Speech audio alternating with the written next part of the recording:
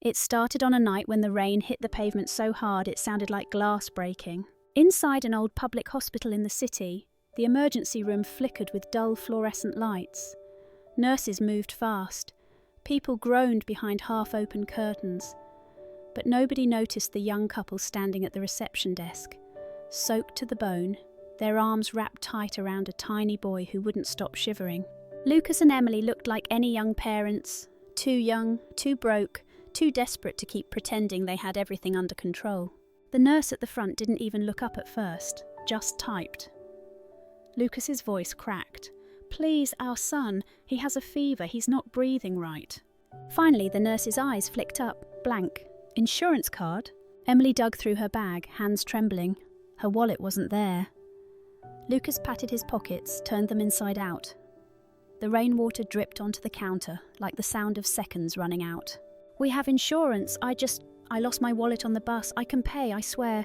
Behind the glass, the nurse raised an eyebrow. "Sir, we can get him checked, but overnight care, tests, meds, if you can't pay the deposit, it'll have to be limited, or you can wait for a charity case slot." A wheeze rattled in the boy's chest, too soft for the nurse to care, but loud enough to tear Emily's heart in half. Outside the sliding doors, half hidden by the shadows, an old man sat hunched under the awning. He had a tattered blanket wrapped tight around him, the city's forgotten soul. Most nights, people walked past him like he was just another stain on the sidewalk. But tonight, he didn't close his eyes. He watched that family, the way Lucas's shoulders sank, the way Emily tried to cup her hand around the boy's face to keep him warm. The old man reached into the pocket of his torn coat, felt the weight of a few crumpled bills and coins, just enough to buy himself cheap coffee and a stale sandwich for the night. He closed his eyes, and for a heartbeat he remembered a hospital years ago. A different boy, a different ending. The sound of the mother's sobs drifted out into the rain. He stood up. His old knees ached, but his feet moved. Toward the glass doors, toward the family nobody else saw, because sometimes the only thing standing between life and loss is a stranger too poor to matter, and too kind to care. The glass doors whooshed open with a hiss, and the rain pushed in for just a moment, enough for everyone in the waiting room to feel the chill. Heads turned, some frowned, some rolled their eyes. The old man shuffled in, a ragged ghost who didn't belong under these bright hospital lights. His coat dripped dirty water, his shoes squished on the linoleum floor. He could feel the heat of the stairs, but he kept his eyes on that family, the boy now limp in his mother's arms. Emily looked up, startled. She tried to shield her son from the sight, maybe afraid the man would ask for something she didn't have. But he just stood there, hands hidden in his pockets, shoulders hunched, eyes soft with something so painfully human that Lucas felt his throat close up. The nurse behind the desk barked, "Sir, you can't loiter here. This is a medical facility. If you need help..." His cracked voice stopped her. "It's not me, it's the boy." He shuffled closer, ignoring the way people leaned away from his damp smell. He reached into his coat pocket, fingers trembling, knuckles bruised by the cold. He pulled out a small plastic bag, the kind you get from a gas station. Inside, coins, crumpled bills, a couple food vouchers, everything he owned that meant anything at all. He pressed the bag into Lucas's hands. Lucas tried to pull back. The old man just closed his fingers tighter around it. "Take it, get him the help he needs." Emily shook her head, tears slipping free. "No, we can't, you need this more..." He almost smiled, a ghost of a smile that flickered and died. His voice dropped to a whisper only the three of them could hear. "Years ago I lost my boy on a night like this. I had nothing to give him. I don't have much now, but I'm not letting another child go if I can help it." A security guard stepped forward, hand hovering near his belt. The nurse crossed her arms, muttered under her breath, "He'll just spend it on booze anyway." But Lucas ignored them. Emily clutched the bag to her chest like it was gold. In the corner, someone snickered, but the old man didn't flinch. He turned away, the weight in his pocket gone, his shoulders lighter somehow. The storm outside swallowed him back up, a shadow fading under the broken streetlight. Inside, the boy's shallow breaths rattled, but hope, for the first time that night, didn't feel so far away. The storm eased just before dawn, but inside the hospital the air still tasted of fear and cheap coffee. Emily sat in a stiff plastic chair, hands locked around a paper cup gone cold. She hadn't blinked in an hour, just stared at the door to the paediatric ICU, like if she looked away, her son's heartbeat might forget to keep going. Beside her, Lucas leaned forward, elbows on his knees, staring at the floor tiles. Squares and cracks, all he could focus on to stop himself from falling apart. When the doctor finally stepped out, peeling off his gloves, the world seemed to hold its breath. "He's stable now," the doctor said, voice calm but tired. "Fever's under control. He'll sleep through the morning, but he's out of danger." Emily's head dropped, a sob breaking free. Lucas buried his face in his palms. No one in that hallway knew their names, but for that moment they felt like the luckiest people on earth. But relief is never the end, not when guilt comes knocking. A nurse handed them a form, the deposit receipt, the bag of coins, the crumpled bills. Enough to buy them time, enough to save their child's breath, but not enough to quiet the storm in Lucas's chest. He stood up so fast the chair rattled. Emily grabbed his sleeve. "Where are you going?" "To find him," Lucas said, his voice raw. "We have to give it back, or something. We can't just let him."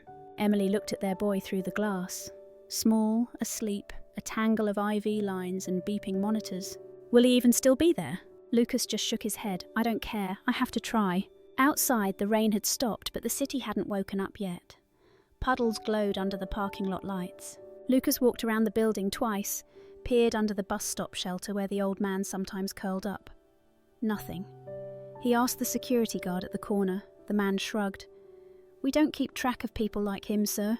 Lucas stared down the empty sidewalk, his shoes soaked through. In that silent street, he felt the truth pressed down like wet cement. The man who saved my son might not even have a place to sleep tonight. Back inside, Emily sat by their son's bedside.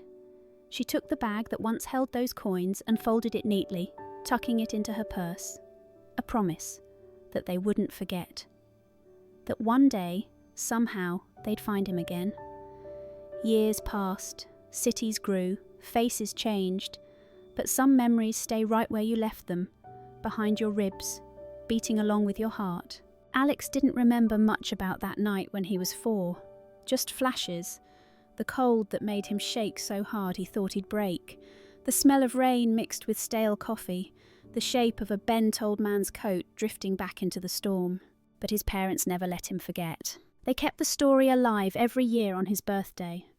The quiet part they never told the neighbours, the line that always made Alex swallow the last bite of his cake a little slower. "You were saved by someone who had nothing, Alex. One handful of coins, that's why you're here."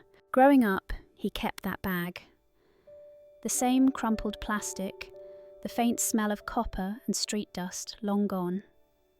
Some nights, when his world felt too clean, too easy, he'd run his thumb over that old bag and remember, it could have ended right there. Someone made sure it didn't. Years rolled on like a slow train through the snow. Alex studied hard. Scholarships, late-night shifts, coffee that tasted like burnt hope. He didn't want to just become someone. He wanted to become the someone who'd stand in the gap the way that stranger once did. And when he finally pinned his ID badge to his fresh white coat, Dr. Alex Reed, he slipped the old plastic bag into the top drawer of his desk. Not because he needed it now, but because it reminded him who he was before the lab coat, before the degree, before he had anything but a stranger's mercy. Some of his fellow interns used to tease him. "Why do you waste your lunch break giving food out back? Those folks never remember." Alex would just smile, shoulders easy, heart steady. "Maybe they won't, but someone did it for me once. That's enough." In the city's winter nights, when the ER was quiet and the snow fell like paper scraps under the streetlights, Alex sometimes thought he saw him, the outline of that hunched figure, coat patched and wet, waiting by the bus stop. But when he'd blink, it was gone. Still, every time he passed that waiting bench, he'd pause, just for a breath, just to remember that somewhere maybe that man was still out there, alone, cold, carrying a pocket full of kindness he'd never asked to get back. It happened on a night just like the one that started it all. Cold rain tapping the windows, city sirens crying far away. Alex had just finished a 12-hour shift in the ER, his shoulders aching under the weight of all the stories he carried home each night. He was halfway through filling out a prescription note when a nurse burst in, her voice too bright, too forced. "Hey, Dr. Reed, got a John Doe for you, homeless, Found collapsed behind the bus stop down on Grant Street. No ID, no insurance. Looks bad. Alex didn't flinch. He'd heard it before, too many times. But when he stepped into the hall, the sight made his throat tighten.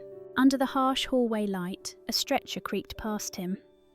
The figure on it was more bones than flesh, soaked to the skin, a thin blanket clinging to shoulders that seemed too small to carry any more of this world's weight. But it was the face that stopped him cold. The eyes were half closed, glazed with fever and years on the street. But that line of the jaw, the cracked lips that once murmured, "Don't let another child go." Alex knew, every piece of him knew. He grabbed the nurse's arm. "Where are you putting him?" "Observation ward, if he makes it through the night." A lump of anger and grief rose in Alex's chest. "If he makes it through the night, he saved mine." The nurse frowned. "What?" But Alex was already moving, walking alongside the gurney as they wheeled the old man into a curtained bay. Machines beeped. An oxygen mask slipped across a thin face that looked more like a ghost than a man. Memories came flooding back. A storm, a handful of coins pressed into his father's palm, a boy's life lifted out of death by someone who had nothing.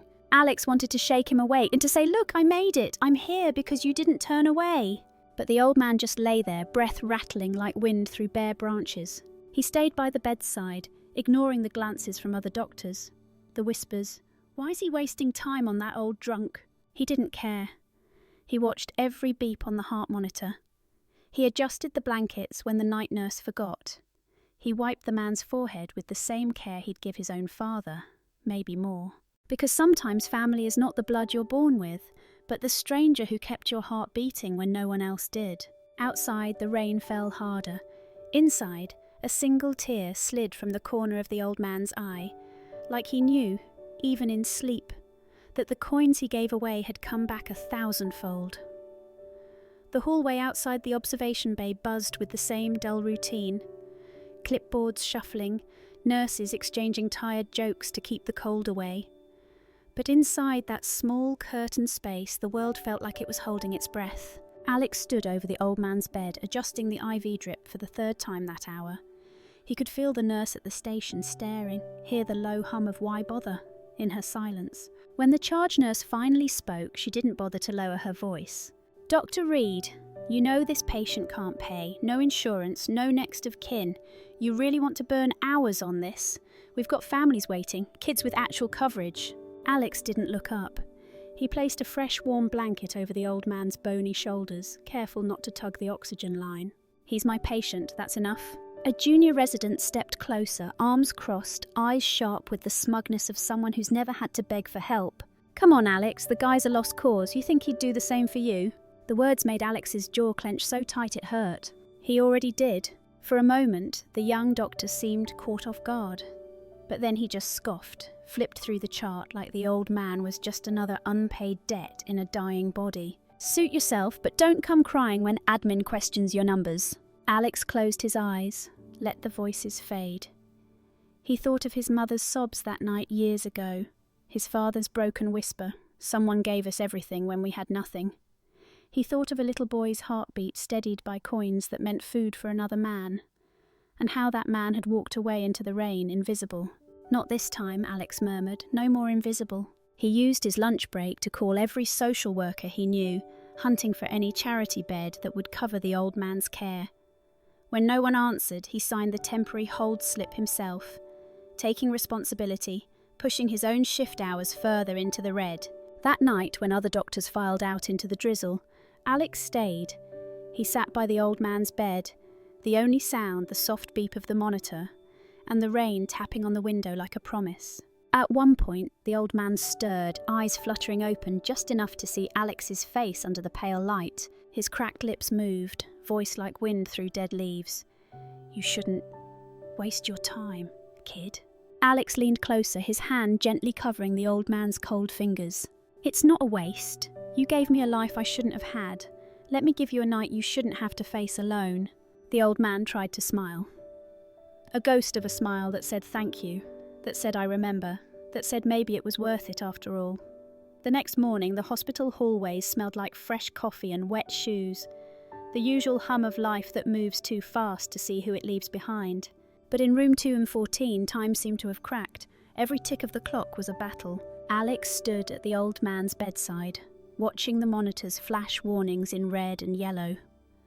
The man's breaths rattled deep in his chest, each one like pulling glass through wet cloth.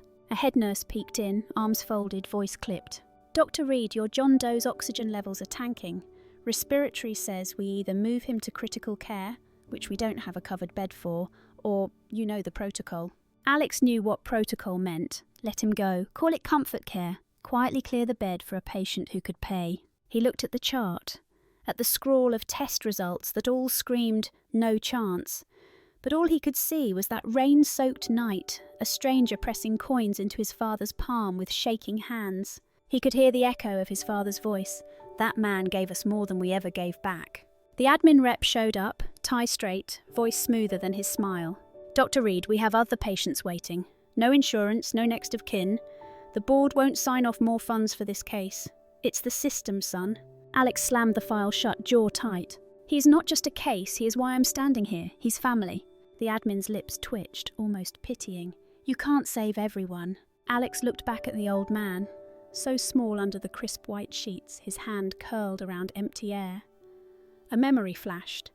A warm palm on his father's wrist, a stranger's coins turned lifeline. His pulse thudded with a truth no policy could touch. "Then I'll save the one I owe." He signed the emergency transfer slip himself, taking responsibility. He called in every favour he'd earned in his short career, leaned on colleagues who still remembered the kid who'd studied in supply closets and stayed behind for the charity cases. Some rolled their eyes, some whispered he was soft. "He'll learn." But one nurse, older than the rest, stopped him in the hall. She placed a hand on his shoulder.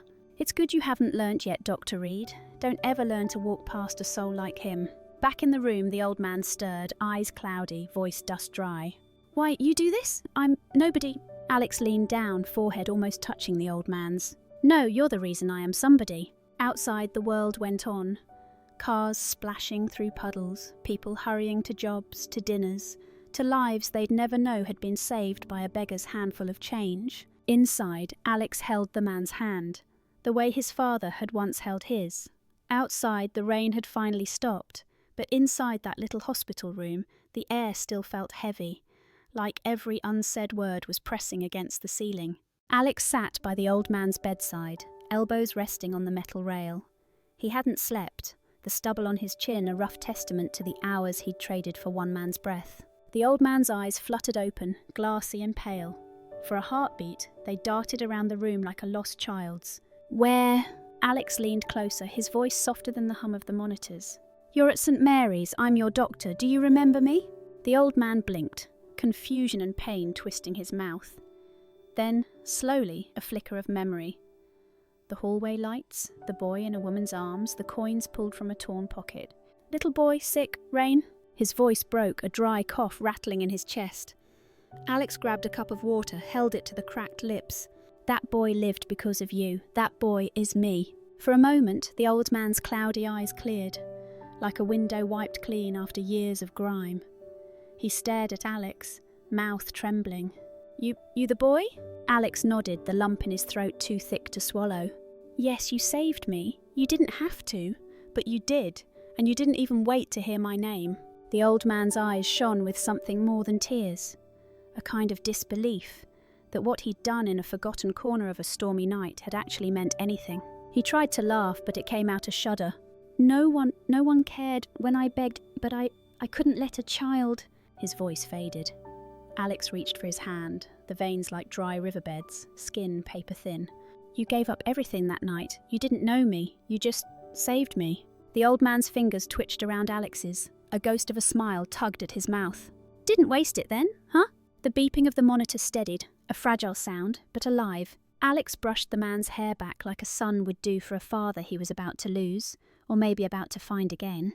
"Not a waste, not for a second. I'm here, and I'm not leaving you alone." Outside the window, the first sunbeam in days cut through the city's wet rooftops, landing on that hospital bed, a spotlight on the man no one else would have looked at twice. The days that followed felt like they passed both too fast and painfully slow.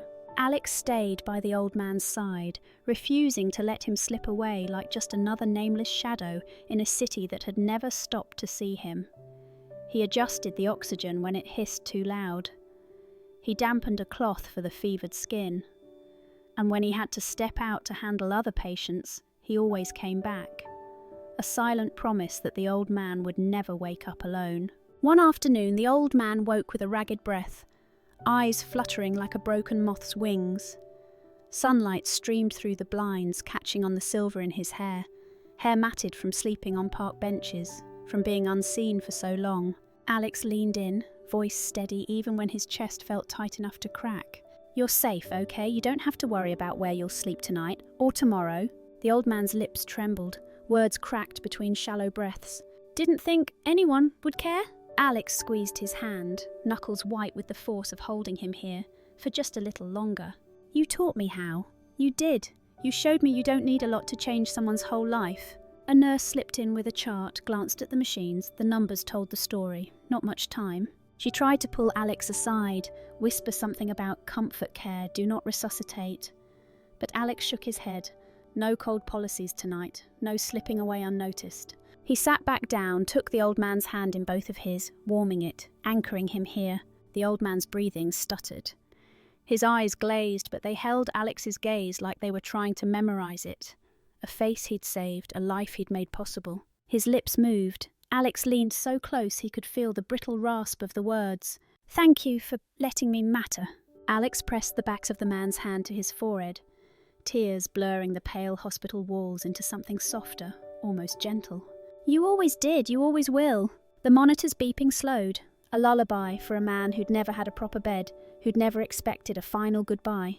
In that moment, the hospital felt quieter than it ever had, as if the whole world had paused to honour a man nobody else would have noticed, except the one boy who'd never forgotten the coins, the rain, and the mercy given for nothing in return.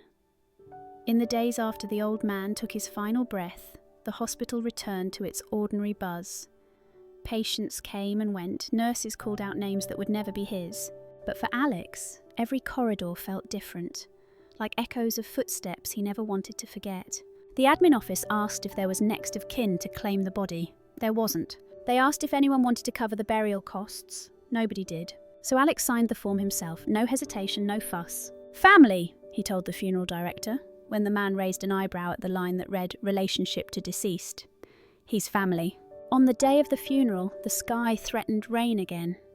The same stubborn drizzle that had framed both their stories from the start. Only a handful of people came.